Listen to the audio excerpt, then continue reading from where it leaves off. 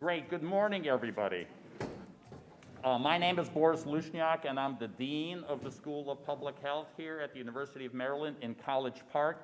And what a great get-together we're having this morning. You know, I was talking earlier with a key member of my leadership team, with Dr. Deshanka Kleiman, and she kind of described today's event as being kind of a retro event. That somehow, especially in this age of COVID, we've gone away from gathering together, from celebrating a cause, from reminding ourselves of the importance of events like this, which is recognition of important work in our community, and at the same time, a celebration and a reflection that this isn't just EPA coming here and saying, Dr. Wilson, we're giving you support, but this is an obligation to change our world. So as Dean, I'm proud to host this event today to highlight the work of Dr. Sacoby Wilson and the Community Engagement, Environmental Justice, and Health team. And the key feature of this is it's a team. We're an academic institution.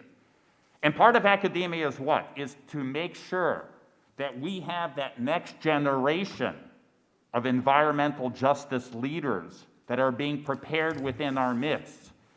And at this point, I'd like to recognize the team. Team, stand up, right? Because this is what it's all about. It's making sure that we have that work out there in our community to be able to change the world and be able to make things better. Certainly, the expanding the Maryland Environmental Justice Screening Tool for rural and child health is a key component of all this. And we thank EPA and the partnership that we are now evolving into. This tool has the potential to be expanded and applied to other states. So we here in Maryland are very proud that this work is being conducted here. But in essence, it can serve as a model for the rest of the nation, and I dare say for the globe. Dr. Wilson has been a leader in developing and applying tools for environmental justice. Many people already know Dr. Wilson. We know his tenacity. We know his passion. We know his approach. And Dr. Wilson brings to us all that as a package. And the package ultimately is to make sure that we are doing good in our communities. We're proud that Dr. Sacoby and the state of Maryland are leaders in this new tool, and its particular focus on rural and child health to identify environmental hazards in rural areas. Existing tools have been primarily used for adults in urban areas, so this is a gap filler. We have multiple guests here. On behalf of the University of Maryland, as the Dean of the School of Public Health, I'd like to welcome Adam Ortiz, the Regional Administrator for EPA Region 3, who's here with us. He just started his job just a few days ago. So this is his first public appearance as far as we know. We are blessed to have you here, sir. Chad Nitch, who's the Director, Office of Public Affairs, who worked hard with Kelly Blake and our team from the University of Maryland to put this all together. Thank you for doing that. Samantha Beers, who will be taking over here as MC shortly. Gail Scott, Stephanie Branch with the EPA. We're also blessed here to have Secretary Ben Grumbles, Maryland Secretary of the Environment, who will be speaking shortly, and welcome you as well. We have Paul Penske, who's the Maryland Senator from District 22, Prince George's County. Thank you so much, Senator, for being here. And we have representatives, Kenny Simmons, on behalf of the U.S. Senator Van Hollen of Maryland, and Jared Hawkins is here on behalf of the U.S. Senator Ben Cardin of Maryland. So, what a great gathering. Yes, we're masked. Yes, it was a little inconvenient. Yes, it's cold out. But we're here for an important cause and an important recognition. To this point, there have been words. The burden on this young team and Dr. Wilson himself is that ultimately the words end and the work begins. Good luck on this incredible mission. Thank you so much for being here. I'd like to introduce now Secretary Ben Grumbles from the Maryland Secretary of the Environment.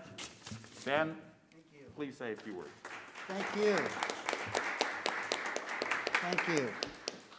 Congratulations to the university, to the program and the students, most importantly, and to all of us as Marylanders. We are just so proud, Boris, as you stated, and I, as the Secretary of the Department of the Environment for the state, commit to you that this type of investment, this work, this talent that the university, that Sacoby and his team put together, and that EPA with its great leadership supports, is also to be supported throughout the state. And the Department of the Environment and the Maryland Commission on Environmental Justice and Sustainable Communities, we're going to be working with you, and we're going to be learning from you and this, and we're just so appreciative. And I would just simply, last of all, say that this is the moment to seize on the fact that clean air is health care, and that climate justice and environmental justice also includes rural justice. That's such a big component of our discussions throughout our very diverse state. So this is excellent news, and we're just so appreciative and thankful to share in the celebration and get to work. So thank you very much.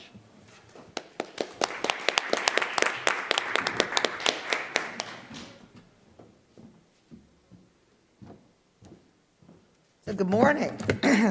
See, that's how unused I am to being out in the public and talking out loud. It's like, But thank you so much for all the kind words we've heard today, and we're going to hear a little bit more coming up next. My name is Samantha Phillips-Beers. I'm the director of the Office of Communities, Tribes, and Environmental Assessment, which is the NEPA program. And I've been doing environmental justice legal support since around 1992. I was joking around with our friends here from Senator Van Hollen and Senator Cardin's office that they may not have been born yet when I was already embarking on that mission.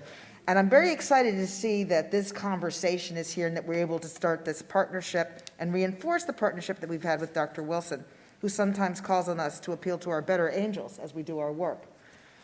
We're very excited as well to introduce to you our new regional administrator, who's been with us about a month and has a lot of fluency in this topic already, and a lot of passion around ensuring that communities are included in our conversations.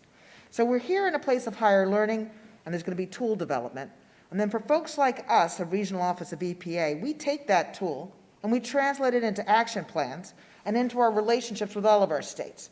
I want to thank Secretary Grumbles for coming today and for pledging to continue to work with us in the important things that we've started and have continued to do with him during his time in this job, as well as in your previous position where we also worked with you as well. So I'm very excited now to introduce to you Regional Administrator Adam Ortiz.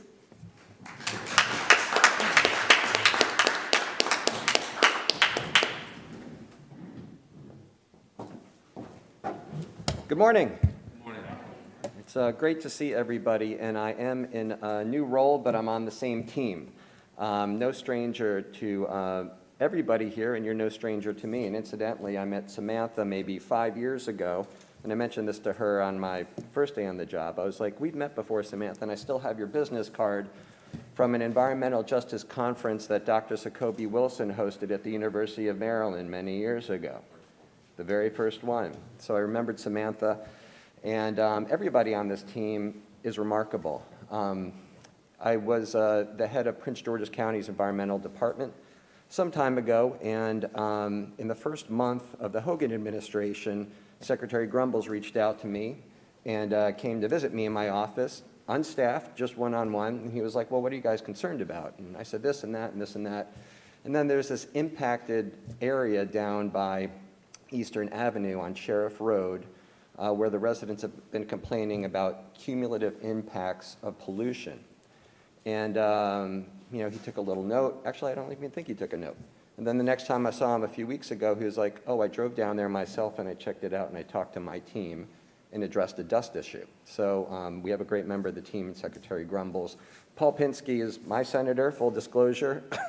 I live about 2 miles from here and has been a leader in so many ways.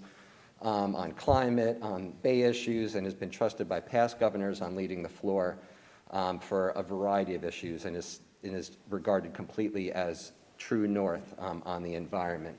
And Dr. Wilson, we can't say enough about Dr. Wilson. He's taken up the mantle. He and I have been working together in different roles, and this is actually, I think, the second time we've collaborated in supporting students to do some of the nuts and bolts, some of the key research about what is happening in our communities. And this might sound strange to people, but I'm so passionate about data. I was terrible at math in school, but I'm still passionate about data. And I'm passionate about data because data and mapping are actually a representation of our community. It's a way to actually see the whole community. It's not to see every aspect of the community. You can't see what people are having for lunch that day. You can't, see what their hopes and dreams are, but you have a little bit of visibility into who they are and what the condition of their health is and what the environment around them is like in all corners of our state and our region. So with that visibility, it gives us the option to do something. We're in a unique period of time in the environmental movement and environmental justice in particular.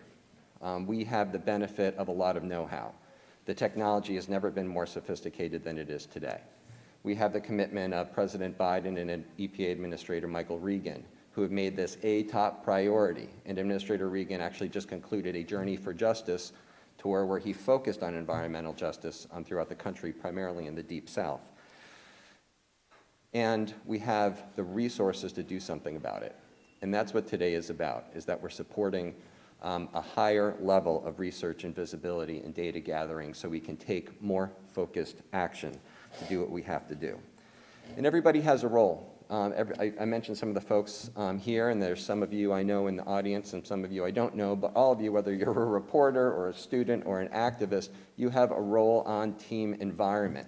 I'm just on a different position on team environment. I was in a different position a couple months ago, and in 10 years after the second Biden term, I'll probably have another role on team environment. But everybody has a role and everybody has a job to do, and everybody matters in the work, because the environment is a whole, all-hands-on-deck enterprise, and it all makes a difference. Now, the focus today is EJ, and it should be our focus, but we benefit from the work of others. President Bill Clinton actually signed the first executive order on environmental justice. It was in his administration that it really, it meant EJ was not a new concept, but it really had life under his administration, and EJ Screen was developed. And it continues to be refined, and then we use that data to make decisions. And we're grateful for that. We wouldn't be here today for that. But here in this moment in time, we have a chance to take it to another level, to take it to the next level, so the folks who come after us in 5 years, 10 years, 20 years, or 30 years will say, gosh, I'm really glad that I don't know where this data came from. I don't know where these resources came from or why we do this policy or this practice, but I'm glad somebody did that in the past because we're benefiting from it. So we may not know those people in the future that make a difference because of the work that we're doing here together. They may not know us, we may not know them, but they will feel the effect of our work together. I want to thank everybody who made today happen. We have a number of members of our team, and it's great to see you in 3 dimensions. Some of you I've seen a lot in 2 dimensions, but I want to thank Samantha, Gail, Stephanie, and Chad for working with the folks here. Dean, I want to thank you for hosting us and for supporting the School of Public Health and all the work of Dr. Wilson. We're not just here for one grant to do a deeper dive, but we're here for the long haul, and we're going to continue to be your partner as we move forward together. So I want to end where I started, just with gratitude and thanks for all of us coming together. Also see Jared. It's great to see you, Jared, longtime friend. Kenny, I don't know you yet, but I know some of your colleagues, and I appreciate all the work and support in Senator Van Hollen's effort, and that we're here as partners for you working together. Thank you again for having us, and I look forward to working with you more.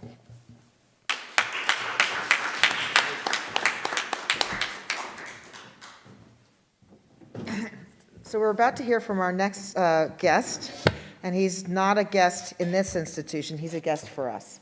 And I don't want to take the time to talk about how many times I've been completely awed by the comments, conclusions, and statements made by Dr. Wilson.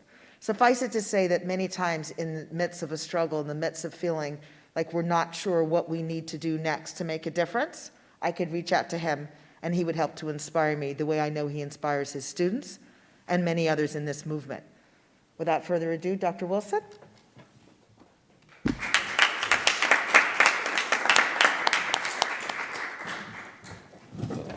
Good morning, everyone. Good morning. I too am very uncomfortable out of my hobbit, because I haven't been leaving my house at all. So seeing my team, it's my first time seeing my team in person in over a year. Hello again. So let me find this. I want to just get this tool up real quick. So thank you for those kind words, Samantha, and I really appreciate the opportunity to speak to everyone. Congratulations again to our new administrator, Region 3 administrator, and thank you to the Dean, School of Public Health, the team again, thank you. Thanks to all the staff that are here, and I'll also thank you to the members of the Mid-Atlantic Environmental Justice Coalition. So the reason why we're here, as Region 3 Administrator Adam Ortiz just said, it's just not about one grant, it's about a movement and how we really use data and tools to help address environmental justice issues. For me, when you think about environmental justice, I always talk about how Dr. King is the grandfather of the environmental justice movement. If you think about the work of folks in Chicago, when it comes to the mother of environmental justice, think about the work of folks down in Cancer Alley in Mossville. As we just said, the administrator is doing that journey. He went to Houston and saw the folks that are dealing with creosote it was the 5th Ward, right, in Houston, right? You got a creosote plume cancer cluster. They also have they're in the Houston Ship Channel, right? So you have some of the most toxic environments people have been exposed to every day. So they're dealing with toxic trauma, right? And so how do we use data and tools to empower people? When I talk about empower, and my team knows I'm talking about empowerment, not with an EM, y'all, with an IN. How do we empower folks with science and tools for action and social change? That's why we're here. That's why we're here. Now, these screening tools are important because they can help us identify those communities with most need, those communities that have been used as sacrifice zones. Our tool was initially funded by the Town Creek Foundation. It was actually a tool we leveraged funding from Town Creek Foundation, and it was built by the National Center for Smart Growth, okay? And then additional iterations of tool have been funded actually by the Department of Natural Resources. So I really want to thank DNR for that support up to this point on our tool. And so what we've been able to do is to build a tool that is high level, that is rigorous, that follows sort of the framework of other tools, and the tool is on the screen. But the oldest screening tool at the state level in the country is CalEnviro Screen. So we use the CalEnviro Screen approach to looking at environmental justice issues. But we have other states around the country that are also building tools. New York has a tool called New York EJ Screen. Michigan is coming up with their own tool. North Carolina is building their own tool. New Jersey has a community mapping tool. Wisconsin came out with a tool 3 weeks ago. Washington State has a mapping tool.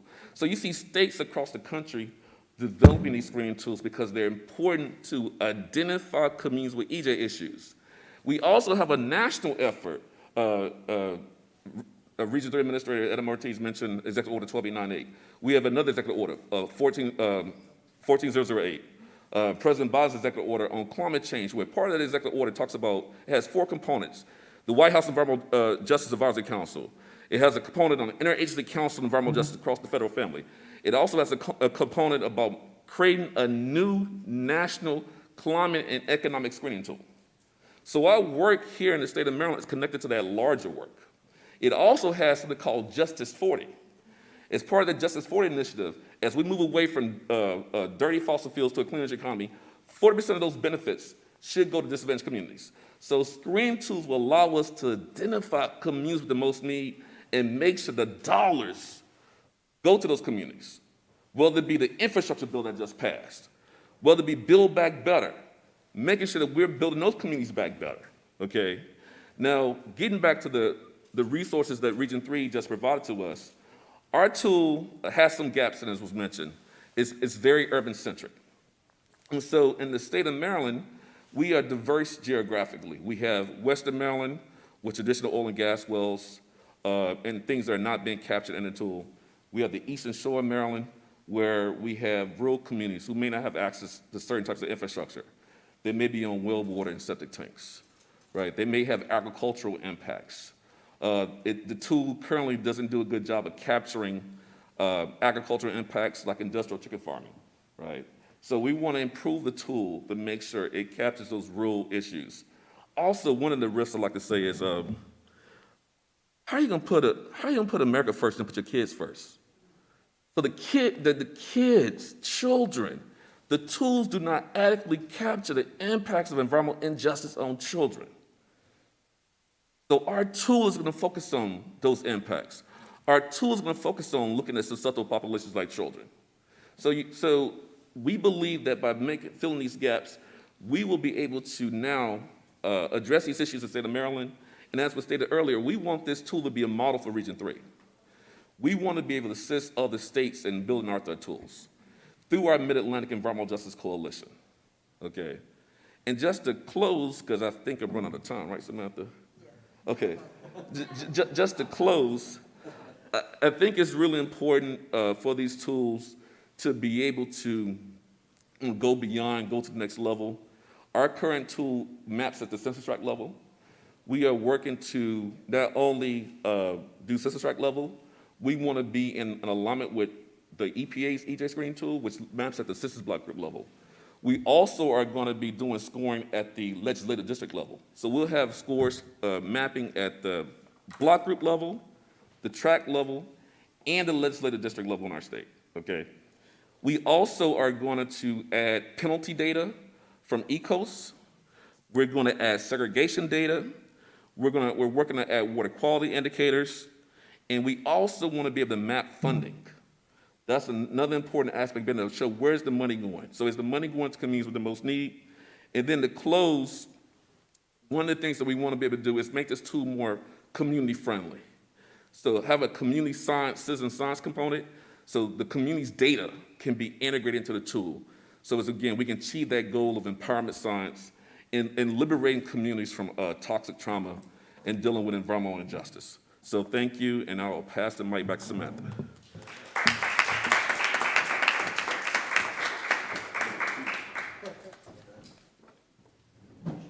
So I know that left you inspired and really sort of gave you an idea a little bit more of how we can each do our part to actually figure out what needs to be done, pinpoint the areas, develop a baseline, develop activities to change the needle, move us to a better place, and then check on ourselves.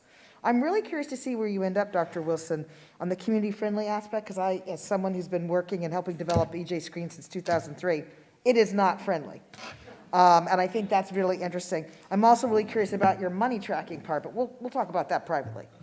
So when you talk about inspiration, inspirational words, and inspirational actions, I have to tell you, 2003, we were doing the lead crisis in DC, and I was feeling very low and trying to figure out outreach strategies to ensure that I gave communities information that they needed to protect themselves without creating unnecessary fear or hardship. And I had the opportunity to watch Dr. Phoenix give remarks, and I thought, that's how it's done. She's a leader in so many ways. She has an MPH and a medical degree, and beyond that, she has years and years of dedicated service to really looking out for America's children, DC's children, and to looking for those who don't have a voice in the room. She becomes that voice in the room. And what an inspiration. Dr. Phoenix?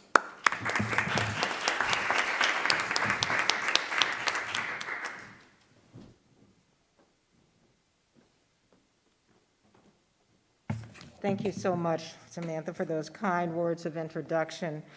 When Gail called me last week and said that the ceremony was going to take place, I was so delighted to have been asked to participate. I'm just going to spend a few minutes sharing my experience with Dr. Sacoby Wilson. I heard about him many years ago. We've been working together for about a decade now. But I heard about him before I met him from colleagues in the environmental justice field. And they told me about this rising star who hailed from South Carolina. And despite our concerns about things that may be coming from other southern states, good things do come from the South.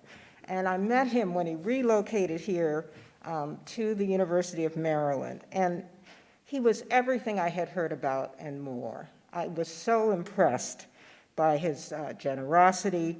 He donated time and technical assistance to me when I was first organizing the DC Environmental Health Collaborative, and we were focusing on exposures in the community in Northeast Washington near the Pepco Binning power plant.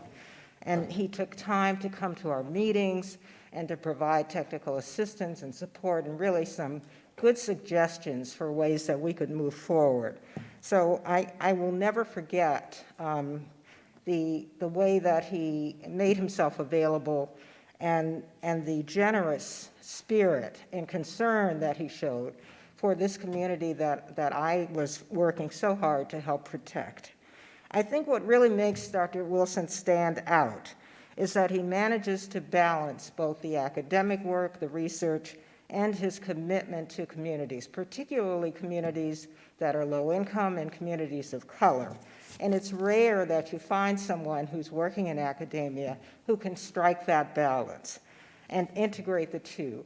And he's done so really by making his research benefit those communities. And he's done it in a very seamless and kind and integrated way. And it's been my privilege to know him, and it's my privilege to be here today to celebrate this accomplishment, which is the expansion of the EJ screen to really look at communities that may have been forgotten, children, rural communities.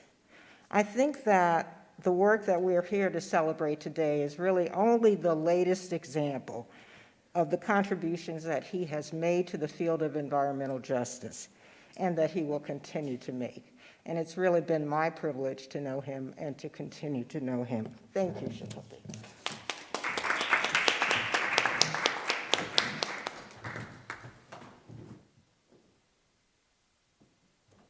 Thank you so much, Dr. Phoenix. It's my pleasure to introduce you to Senator Paul Penske. He served since 1994. He's the chair of the Education, Health, and Environmental Affairs Committee and a longtime leader on important issues like this. Now, folks always say, think globally, act locally. And with us today, we have someone who embodies that principle and has done it steadfastly with an intense opportunity to ensure that folks are involved and that folks are protected. I look forward to hearing his words and hearing a little bit more about him. Thank you so much, Senator Penske.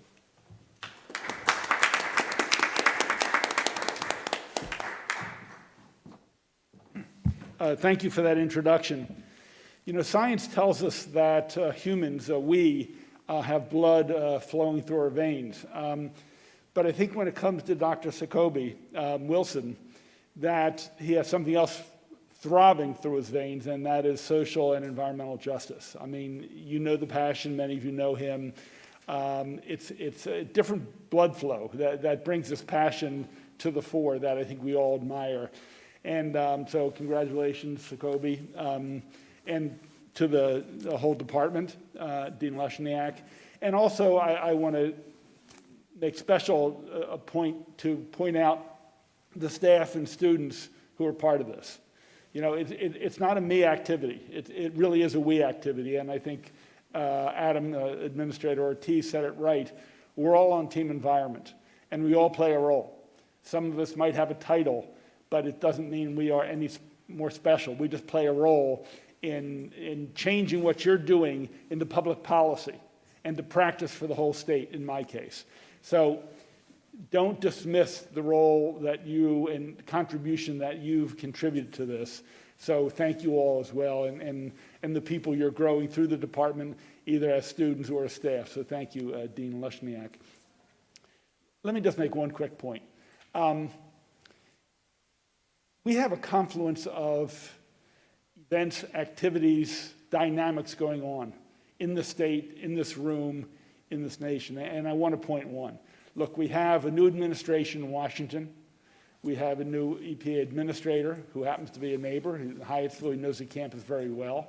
And I must say, while today he is distributing a grant, 20-some years ago, he was on the receiving end of getting an EPA grant, a Green Streets grant, as mayor of Edmonston, which is about 8 minutes from here, of transforming that town, small town, very diverse, Latino, African American, some Anglos, to try to implement concrete changes, transforming ideas into practice. And he was on the receiving end of getting a grant, and now he's in a position, partly because of what he did in implementing in his earlier life, that he actually is giving out grants today. So we have an administration that's on board with these kind of reforms. We have an institution here at the University of Maryland. We have School of Public Health, and I have to give a shout out to the School of Public Policy that is sending people to Washington and also giving advice to the administration and playing a role. And so we have an academic center that's thriving, and they have people like you and obviously Dr. Wilson here on staff who is doing these kind of creative things we've seen today. And I must tell you personally, he's been an important advisor to me. I'm trying to set policy for the 5 to 6 million people in Maryland that we can be in the leading edge of this nation. Congress may or may not act, but the more that states take an aggressive role, it's going to force them to act. And I will say this, that we have a bill in front of us, or we will have a bill in front of us called Climate Solutions Now Act, not Climate Solutions tomorrow or next month or next year. But we want to translate that urgency that you've heard from the people up here, and particularly Dr. Wilson, of the urgency of confronting this major, major challenge. We see it every day, whether it's severe storms, hurricanes, flooding, sea level rise. You know this better than I. So we have all these things happening at once, and it's created a synergy, if you will, that it's building off of each other. And I can tell you, to set public policy for the state of 6 million, and I forgot to mention the department and the Department of Environment that is playing an important role in the state, and the secretary. But having the data makes the case easier for me to make in front of my colleagues. I can get up on the floor of the Senate and give an impassioned speech, not as well as Dr. Wilson, but that alone is not going to change their minds. It's going to take data. It's going to take mass mobilization, people being active in the streets. Street heat, as Jesse Jackson used to say, for those of us who remember that. So it all builds off of each other. And the more data we have, the people who are going to follow me and follow some of the people here are going to have this and say, look, cumulative impacts are real. Whether it's in Seat Pleasant or West Baltimore or wherever it is, you can look on this map, it's very real. And we have to make sure we invest appropriate money in those communities that have been voiceless, unfortunately. And we have to give them voice and give them data so they can organize and advocate, and we can start making sure those investment in dollars from the state, from the federal government, go to those areas where the asthma is in great, it's too high, and areas that are near the coal-fired power plants that are now being phased out, they're getting all the emissions that are dropping in their area, in North Anne Arundel County and Baltimore County and Baltimore City. So these all fit together. And in doing that, we all play a role, the people up here and you. And I can tell you, it makes life easier for me in trying to convince my 187 colleagues that we have to be aggressive, we have to understand the urgency and pass strong legislation. So again, to the department, to Dr. Wilson and everyone else here who's helped make this happen, congratulations and thank you very much.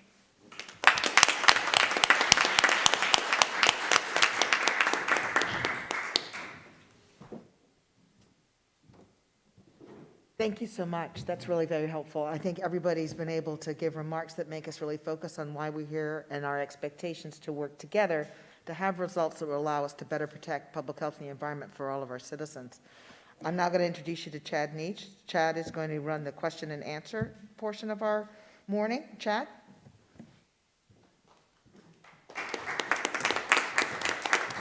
Good morning, Chad Neach, Public Affairs Director for EPA Region 3 out of Philadelphia. So I was going to open it up to press, but if anybody else has, I know that some wanted to take a side on that. If others had questions for the panel, I'm happy to take those and field those. Questions from the audience? Could you please identify yourself?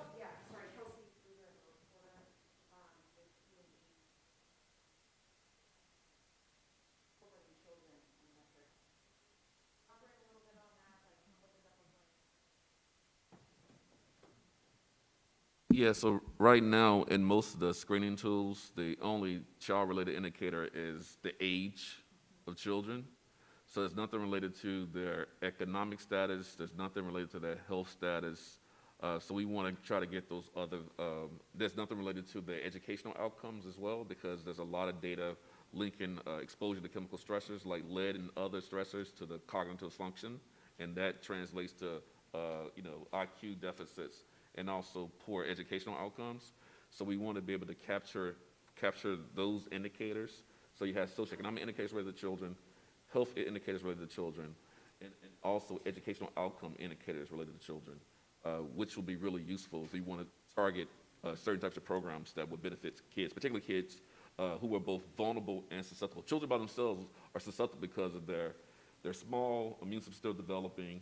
The inhalation rate per kilogram body weight, as Senator Penske mentioned, they're near a lot of traffic pollution. They get exposed to asthma, but it also relates to vulnerability, which is extrinsic. They may be in socioeconomic conditions that put them at higher risk.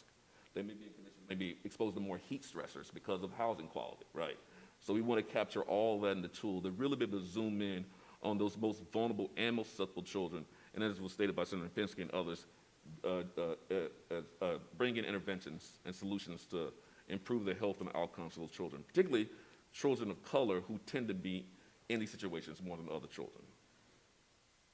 Just to add a note to that, one of the things that Mr. Ortiz said to us when we first met, said to me, well, you're managing the children's health program.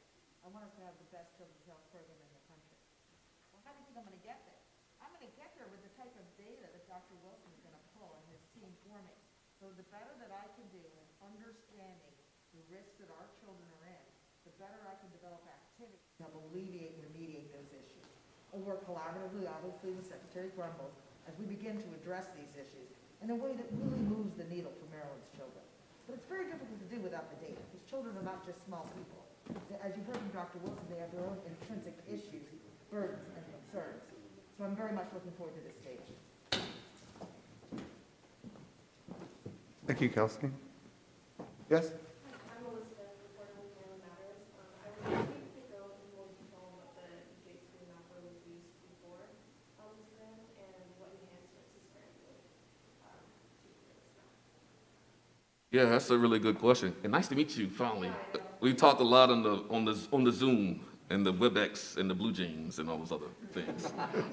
Yeah, I mean, the tool's been around for 5 years, but I would say that, as it relates to educational sort of use, it's been used for that and organizing.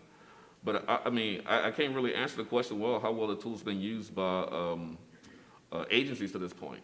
I know we've done some demos of the tool to the Maryland EJ Commission, and we've had, discussions about cumulative impacts, and actually this tool in many ways was inspired by the fact that as Region 3 Administrator, as Administrator Ortiz has mentioned, there's a whole issue around cumulative impacts on Sheriff Road. There's a bill in 2014. There was another bill in 2015 that got revised. There's a bill in 2016 called the REDUCE Act, Reducing Environmental Degradation and Underserved Community Engagement. I named it, so I remember the acronym. It was all about cumulative impacts. And those bills really inspired this tool. But I think to this point, I'm not sure how much it's being used, but I will say that it's an opportunity because it's collaboration with Region 3 Administrator and with Secretary Grumble for us to use the tool more, and also for other state agencies to use the tool. And even when it comes to the comptroller can use the tool. The Attorney General, I think, should be using the tool because if you think about environmental justice, that's a Title VI component too. And with President Biden's executive orders on racial equity, was it 1390, 1395? 985? That's an opportunity also to make sure that we are applying the laws fairly, and I think the tool can be used for that. So, maybe Secretary Grumbles can talk more to MDE's use of the tool to this point, but we have demoed the tool a lot to various state agencies, including Housing, right, Yen, to the Climate Change Commission, and to the EJ Commission, with the hope that the tool could be used more as part of decision support, as part of the decision support tools. And then you asked, what's your second question? I was a little long with the first part of the question, sorry. Yeah, so right now the tool is very urban-centric. So when we look at the rural indicators, we'll have rural socioeconomic indicators that'll be included. We have rural indicators around agricultural use, so manure, pesticides, also a lot on industrial animal operations. That's a big impact for those in the Eastern Shore. We're going to also try to bring in more nutrients-related data too, nitrate data, and then data on infrastructure. EPA now has a national private well mapper, and they also have an underground storage tank mapper.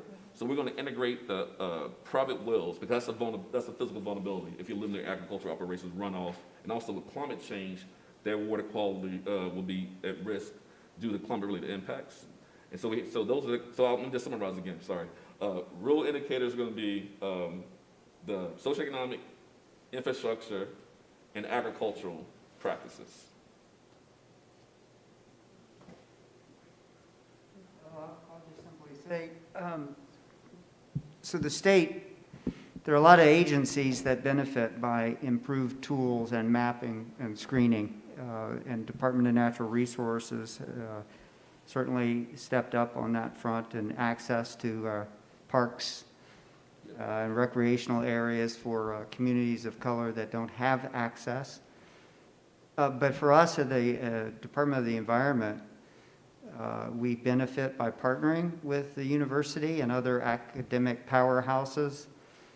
But the agency has, over the last year, really stepped up to focus in on how do we develop our maps for our different regulatory screening tools and programs. And we are working on EJ map, and also absolutely using data that we get about cumulative impacts and communities that are overburdened by pollution to help set our enforcement priorities, as well as our infrastructure funding priorities. So again, the more tools we have for scientifically and legally defensible applications, that's going to translate into more action and hopefully more equity. And that's the commitment of the department, and it's certainly the recommendations of the Environmental Justice Commission, the statewide commission too. I can complement that just a little bit, Chad, if that's okay. So great question, Elizabeth. Thanks for asking. All this information only really matters when you do stuff with it. And the local level is really where that occurs. Some local governments are doing it. I can tell you Montgomery County, for example, has targeted 30% of their stormwater money to go towards EJ communities that are in distressed watersheds. So that's a real application. That's something like $10 million of environmental infrastructure going to distressed communities. And Samantha mentioned that we're in equity and inclusion strategic planning effort at the regional level. And what we aim to do in the next 6 months is to identify the most impacted communities in the region with as much visibility and precision as possible. And that's why Dr. Wilson's work is so important, to be able to, to complement what the Secretary said. What tools can we bring to relieve some of the distress of these communities? So is it enforcement action? Is it grants? Who are these folks? We say equity is one thing, but inclusion is another. Inclusion requires experiences like this, going to where people are, talking to them at the table, hearing about what the local concerns and impacts are. So we're going to generate a variety of focus areas based on the data throughout the region, and it's, it is going to be Philly, it's going to be Baltimore, but it's also going to be West Virginia, it's also going to be central Pennsylvania. There's distressed communities throughout the region. We're going to share that information with the states and with local governments as well, and work together, again, on team environment to try to make real impacts in the places that need it. And just one more quick add. I didn't look at Vivek and Waukeria specifically, but as I mentioned before, we do have a Mid-Atlantic Environmental Justice Coalition. We have a Maryland EJ Coalition as part of that coalition. And one of the things that we are pushing this session is a bill that will use EJ Screen so we can make sure those dollars from Justice 40, as I mentioned, Executive Order 1408, those dollars from the infrastructure bill, those dollars from BBB, Build Back Better, and any dollars that are environmentally related in the state through any funding strings, that we use mapping tools to identify the communities of most needs, and those dollars get to those communities. So that's the bill that we're working on this session. We hope to get support from Senator Penske and others. We talked to Delegate Rosenberg. We talked to a number of representatives about that legislation that we want to push this session. Sir, Very much picking up. could you identify yourself, please? Identify yourself with that. Yeah, definitely. Vivek Madhu, I work with Namathi, which is one of the groups, along with others across DC, Maryland, Virginia, and Delaware, that's come together, community groups, environmental justice groups, to form this Mid-Atlantic Environmental Justice Coalition that Jacoby was referring to. And I just had a couple questions. One, a follow-up for Secretary Brumbles, just wanted to understand the rationale for building a separate a new EJ mapping tool when we have Maryland EJ Stream already. Well, I want to understand what the rationale for that was. And then just picking up on what Jacoby was saying, the Maryland table of this Mid-Atlantic Coalition, some of the priorities that have emerged, is one, as Jacoby said, is ensuring that some of the new federal monies that are coming available actually get to disadvantaged communities. And then another one is stopping the incineration, stopping the subsidization of incineration biogas plants, which are actually big problems for EJ communities and heavily polluting. Stopping the subsidization of those as renewable energy. So I just wanted to ask the administrator, secretary, Senator Penske, what you see to be as sort of what's most necessary to win on those two big issues, on ensuring that the significant amounts of funding that are becoming available for cleanup, for green infrastructure, that those actually get to communities who need it the most, and for ending this kind of backwards system we have of subsidizing energy that's actually polluting and poisoning. He asked three questions. He asked the question to Secretary Grumbles. Forgive me if I took oil I was supposed to. I'll pass the mic to him.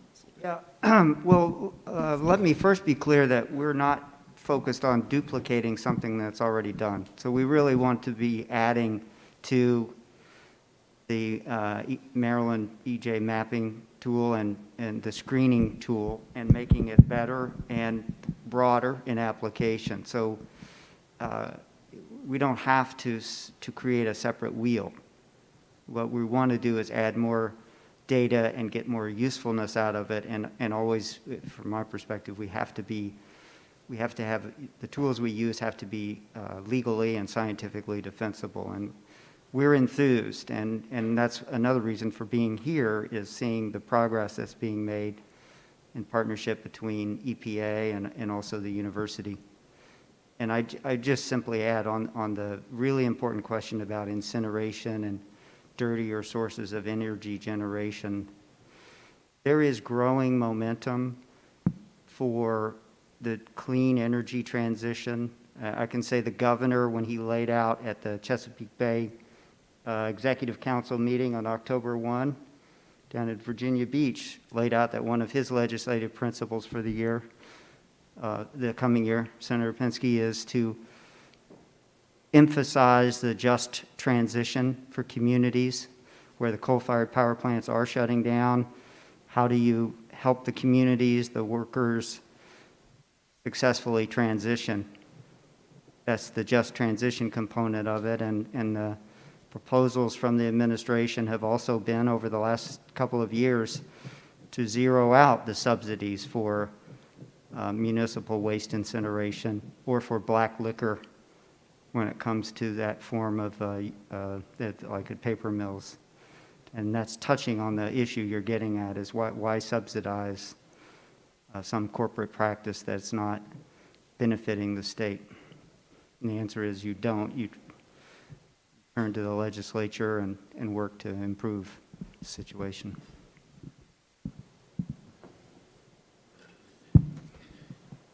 Just on the final point, I think we've seen over the last 2 years where politics gets in the way of science.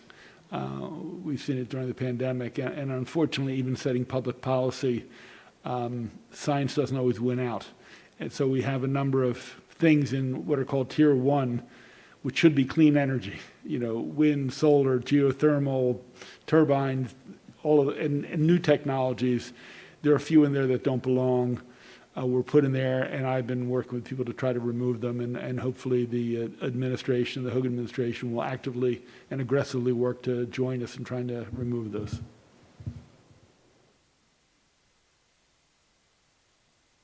My name is Valkyria Poe. I'm the founder and president of CAF, Centro de Apoyo Familiar, Center for Assistance to Family, also the co-anchor for the coalition, the EJ coalition that we formed here in the state of Maryland.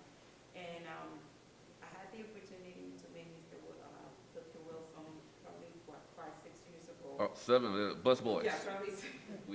We had lunch at Bus Boys about 7 years ago. Right, and you don't find so many passionate people sometimes on this issue, connected and working together into something that is so needed into the community. I also had the opportunity to meet the new administrator, Mr. Ortiz, probably, I don't know, maybe 5 years ago. But one of the things that I see happening, and that's my concern, and I would love to see what we're going to be doing about it, is that when we reaching momentum and when we really keeping the movement going up, suddenly with the changes of administration and people that are passionate, everything is done. And so one of my concern is, how can we make sure as we live in there's a new administration that will be coming in the state of Maryland, we're starting a new administration, federal-wide, and there's a lot of changes here in the county. How do we make sure that all this effort that is being done and all this work that is being done in the community, we can keep looking in the future so that whoever comes, we can keep it up, and that we can keep sustainability of what we had already started, because it's a lot of work to get where we are right now. And then when you see things ahead, you don't know how it's gonna change. So how can we ensure the sustainability of this kind of work that we are so passionate working so hard to make it? Thank you for your question. Adam? Great question, and great to see you again. I dropped the mic. Yeah, and grateful for all of your work, and Central's work. There's so many different answers, but I go back to this metaphor of team environment, and that sustainability and equity are at the beginning. And when I was interviewing for this job, I was asked by the administrator in my interview, Administrator Regan, he's like, how do you plan to incorporate environmental justice in the work? And I said, well, people tend to think that there's a department over there that's taking care of environmental justice, but us over here, we're involved in water or air or something else. I'm like, no, it's everybody's job. It's kind of like you put on your shoes, you power your computer up, and you put your equity lens on for the work. So it's important that it's incorporated throughout the team. Everybody has to play on the team, though. And to the question about cumulative impacts and facilities that pollute, EPA can, we have some authority and some power. The state has different authorities and different powers. And then the counties and the cities have yet different authorities and powers that influence all those things, including planning decisions and permitting and a variety of other powers. So we can do the best we can do, or Secretary Grumbles can do the best he can do, but we also need locals to do it as well. So how do we get the equity lens up? We need public pressure all the time. President Biden has become very sophisticated and very articulate on this issue because he's heard from people, and that there's a growing movement, and it's like front and center, and now it's front and center for all of us at the federal level. Senator Penske has made sure that that's a priority in the legislature. He has some work to do, as we all have some work to do. But we have to make sure that we also get it in front of local leaders as well. So it's important that, folks like you, you're the voice, we're listening to keep it up. It's a responsibility for all of us to have it front and center in the conversation, not just when we're giving a grant and having, this great, events like this, which are great, but that it's, in the work all the time and in our conversations. So there's not a simple answer, but it's, the word tenacity came up earlier, and tenacity. But I also welcome any advice or guidance that you have as a grassroots leader. I want to add just one little thing to that. I've been doing this work ancillary to all my other work. I first met Secretary Gumbles when I was the director of the enforcement program, which I did for 20 some odd years. I'm an attorney by trade, but don't hold that against me on the way out. A couple things. Number one, data. Because as a woman of color in America, there's stuff that you see that shouldn't be okay. But then people want to debate whether it's real. When it's data, there's no debate. The issue is it okay? My child might not look like your child, might not look like your child, but is it okay for America's child to live like that? If the answer is yes, we move to the next page. If the answer is no, and it's data, and it's QA/QC'd, and there's no discussion around the sanctity or veracity of the data, it's just, do you think it's okay or not? That's my first answer. My second answer is, I expect you to keep me honest. I expect you to keep me honest. As a federal career employee, I work for you guys. If you don't ask me any questions, I answer the phone that rings. So my heart is with you always, and I think that we are in a joint relationship, a partnership. You keep hearing about partnership. The partnership is I bring things to the table, you bring things to the table, and we come up with a result. But for me, the foundation is data, because you can walk into any room and have a conversation based on data, and then people say, is it okay or not? If the answer is no, we all have to do something. We can quibble over what to do and how fast, but we have to do something. So I'd say data, and I look to all my communities and all my stakeholders to keep me honest. Yeah, I'll just add real quickly. I think the word about partnerships is really important in relationships for the sustainability of it. And so, anchor institutions like University of Maryland could be one of those partners. We have other institutions as well that could be anchor institutions that will be helpful in that in that work. I do think our work as as advocates and activists to make a democracy work. Y'all heard me say this before. It takes work, and so we have to do our part as well, right? In creating and pushing, and I like to use the word cajoling, encouraging and cajoling when necessary, right? And I also think to be a little bit more serious. I mean, for all of us and across the coalition. And this is for our legislature and for our state agencies. I think Administrator, I got to keep. No, I'm just trying to say get the title. The title. Regional Administrator Ortiz. I want to say Prince County Department of Environment Director Adam Ortiz. I apologize for that. You think about, we have to have a plan. There has to be a plan from the governor's office down to the legislature, to the agencies. And for me, when it comes to environmental justice, everybody has to have a plan. And we have to hold folks accountable and make sure that they are meeting the goals and objectives of those plans. So I'll stop there. Yep. I just wanted to add a point about messaging. As a physician, I often focus in my work on health disparities. And I think that it sends a subtle message that those who are most affected by a problem when compared with other populations, that the other populations are in a good place. And I think part of the key to sustainability is for us to change the message. Despite the fact that we're concerned about disparities and we're concerned about those who are most affected by poor environmental quality, none of us are doing well. All of us are being negatively impacted.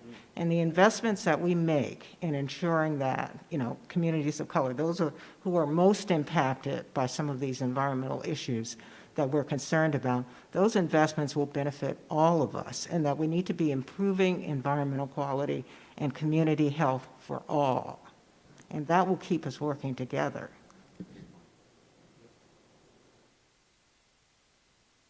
Your question, anybody else? All right, if not, then I will yield to Adam to close out. Actually, I'd like to invite the dean to close out. We're your guest. Well, thank you so much again for everybody gathering here today. This is an important moment, right? The ability for us to gather again, very critical in the midst of this COVID pandemic. A reflection on the sense that it's not just the COVID pandemic, right? The term that we're using at the School of Public Health is this is a series of syndemics going on simultaneously, right? There's the issue of violence, gun violence, racism, political upheaval, climate change, and yes, environmental justice.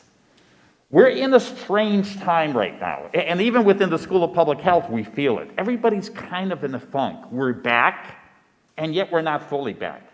Let's learn our lessons from these past 2 years, right? There's no going back to a normal, and I think that's a key way to finish off today. It's not that we're going back to where we once were.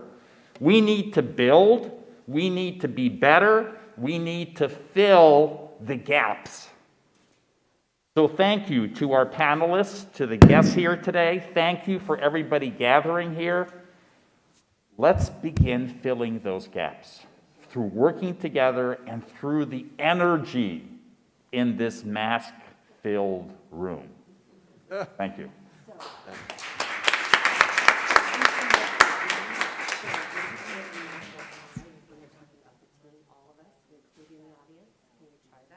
Okay, we're being requested for a unmasked photo outside. Is that right? Capture the we. And to capture the we. So this includes everybody in the room. If you don't mind going out, it is a matter of us showing to the world who's here, right? So if you can, let's head outside.